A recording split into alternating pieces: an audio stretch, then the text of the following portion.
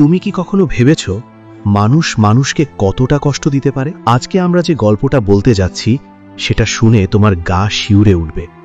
ইতিহাসের পাতায় এমন কিছু শাস্তির বিবরণ লেখা আছে যেগুলো পড়লে বিশ্বাসই হয় না যে মানুষ এত নৃশংস হতে পারে। আর আজকে আমরা সেই অন্ধকার ইতিহাসের দরজা খুলতে যাচ্ছি একটা একটা করে। কিন্তু সবচেয়ে ভয়ঙ্কর শাস্তিটা কোনটা সেটা জানতে হলে তোমাকে শেষ পর্যন্ত থাকতে হবে, কারণ সেই শাস্তির গল্প শুনলে তুমি নিজেই বলবে এটা মানুষের পক্ষে সম্ভব ছিল কিভাবে। প্রথমেই আসা যাক প্রাচীন পারস্যের একটা শাস্তির কথায়, যার নাম ছিল স্কাফিজম। এই নামটা হয়তো তুমি আগে কখনো শোনোনি, কারণ ইতিহাসের বইগুলো এই অধ্যায়টা লুকিয়ে রাখে। গ্রিক ইতিহাসবিদ প্লুটার্ক এই শাস্তির বর্ণনা দিয়ে গেছেন, আর সেই বর্ণনা পড়লে পাকস্থলী উল্টে যায়।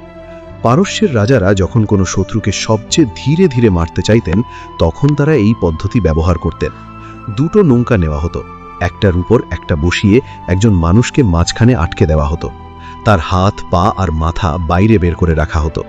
তারপর জোর করে মুখে দুধ আর মধু ঢেলে দেওয়া হতো। কিন্তু এখানেই শেষ না, তার সারা শরীরেও মধু মাখিয়ে দেওয়া হতো, যাতে মাছি আসে, পোকামাকড় আসে।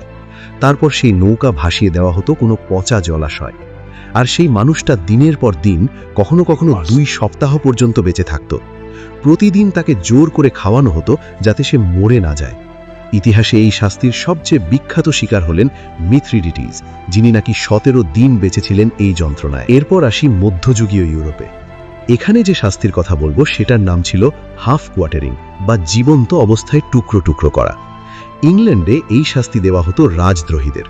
প্রথমে তাদের অর্ধেক ফাঁসিতে ঝুলিয়ে রাখা হতো, মানে গলায় দড়ি দেওয়া হতো, কিন্তু মৃত্যু পর্যন্ত নয়।